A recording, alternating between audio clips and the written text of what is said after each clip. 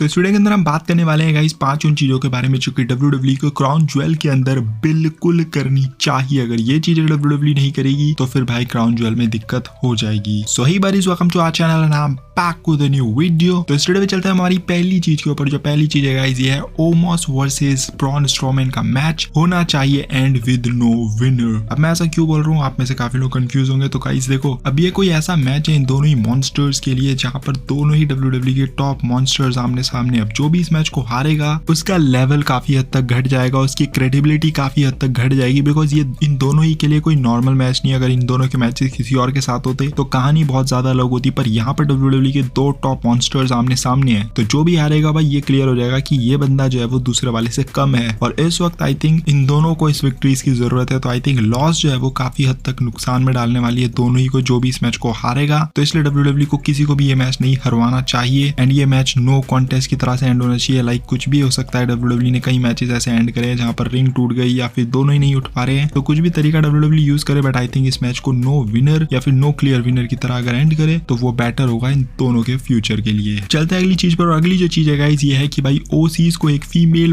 Partner ढूंढनी होगी भाई, कैसे ना कैसे करके। अब अगर उनको जजमेंट डे को यहाँ पर हराना है तो भाई वो ऐसे ही सीधा आकर नहीं हरा सकते हैं जजमेंट डे को। अगर वो कोई फीमेल पार्टनर यहाँ पर नहीं लेकर आए तो फिर समझ लो कि भाई जजमेंट डे इस मैच को इजीली जीत जाएगी, बिकॉज मैंने लास्ट वीडियो के अंदर बोला था रिया रिप्ली जो है वो डिफरेंस होगा इस मैच के अंदर। भले वो इस मैच में अंदर ऑफिशियली नहीं है बट स्टिल वो इस मैच का डिफरेंस होगा। तो ओसी को भाई कोई फीमेल पार्टनर की यहाँ पर जरूरत है ताकि वो विक्ट्री हासिल कर सके जजमेंट डे के अगेंस्ट। चलते हैं अगली चीज पर। और अगली जो चीज है वो ये है कि Brock Lesnar must defeat Bobby Lashley. अब काफी लोग जो है वो फेवर में होंगे कि भाई बॉबी लैशले इस मैच को जीतने चाहिए, और काफी लोग ब्रॉक लेसनर के फेवर में होंगे। पर एक्चुअली में भाई अगर इन दोनों में देखा जाए किसके लिए ये विक्ट्री ज्यादा इंपॉर्टेंट है, then that superstar is Brock Lesnar. Because भाई मैंने पिछली वीडियो के अंदर भी बताया था, दो हैवी डिफीट्स के साथ ब्रॉक लेसनर यहाँ पर आ रहे हैं against Roman Reigns, and then last time जब इन दोनों के बीच में फाइट भी हुई थी तो वहां पर भी बॉबी लैशले जीते थे। तो इस हिसाब से भाई ब्रॉक लेसनर को इस विक्ट्री की बहुत ज्यादा जरूरत है। अगर यहाँ पर वो हार जाते हैं तो बहुत ज्यादा खराब हो जाएगा सिनेरियो। तो इनको यहाँ पर विक्ट्री WWE को देनी चाहिए। अब क्लियर विक्ट्री दे या जैसे भी दे, that is WWE's thing, but हाँ in the and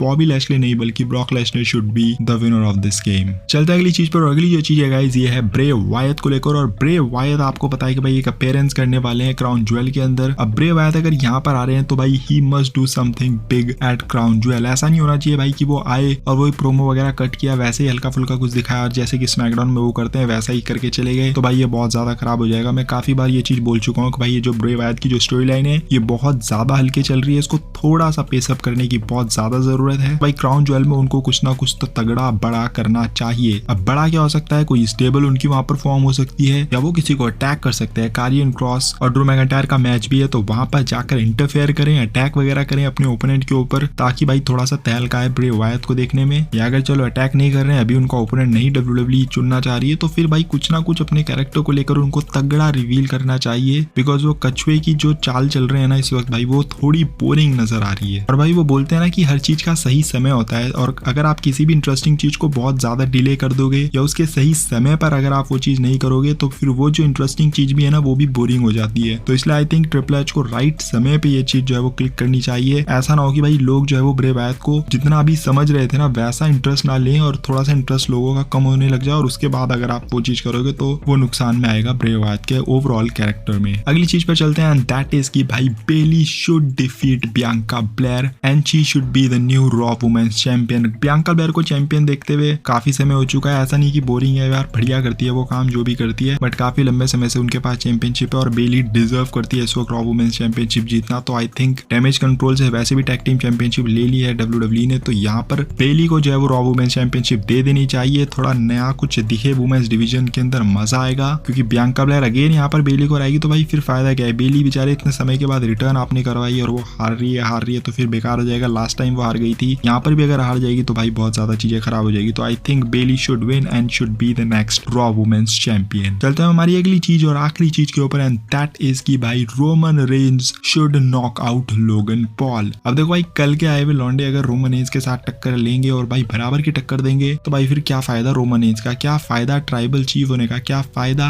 head of the table होने का, जब आपने इतने बड़े बड़े सुपरस्टार्स को हराया, चाहे उसमें जॉन सीना हो, गोल्डबर्ग हो, ब्रॉक लेसनर हो। तो भाई एक बंदा जिसके अभी 2 ही मैचेस हुए हैं WWE के अंदर, वो आकर अगर आपको बराबर की टक्कर दे रहा है और वो भी ऐसा जो कि एक्चुअली में प्रोफेशनल रेसलर नहीं था, अभी जाकर बना है, तो भाई फिर क्या फायदा। मतलब 2 साल अपनी चैंपियनशिप रेंज जो रखी है। तो आई थिंक WWE ने ऑफ कोर्स लोगन पॉल के साथ ये मैच करवा दिया। ये बिजनेस का पॉइंट है, मैंने जैसे बताया था भाई सऊदी अरेबिया के प्रिंस को चाहिए था लोगन पॉल, तो इसलिए ये मैच हो रहा है। बट चलो भाई प्रिंस की जो डिमांड थी वो भी पूरी हो चुकी है। अब WWE को अपने बिजनेस के हिसाब से देखना चाहिए, अपने प्रोडक्ट के हिसाब से देखना चाहिए और उसके हिसाब से भाई Roman Reigns should knock out Logan Paul. मतलब या तो एक स्क्वॉश मैच होना चाहिए, चलो स्क्वॉश मैचेस के फैंस ज्यादा लोग होते नहीं है, तो अगर स्क्वॉश मैच भी नहीं तो भाई आप ऐसा कर सकते हो कि Roman Reigns in the and Logan Paul को नॉकआउट करे। मतलब जैसे वो नॉकआउट करने की बात कर रहा है रोमन रेंज को, एक्चुअली में रोमन रेंज को लोगन पॉल को नॉकआउट कर देना चाहिए, because that will be the perfect ending for this match. अब मैंने तो अपनी तरफ से पॉइंट्स बता दिए, आपकी तरफ से अगर कोई ऐसा पॉइंट है जो आपको लगता है कि भाई क्राउन ज्वेल के अंदर ये चीज तो होनी चाहिए, तो भाई नीचे कमेंट सेक्शन खुला है, वहां पर जाकर आप बता सकते हो। बाकी वीडियो पसंद आई तो don't forget to like, comment and smash the subscribe button. मिलते हैं अगली वीडियो के अंदर, till then love you all and fight it out.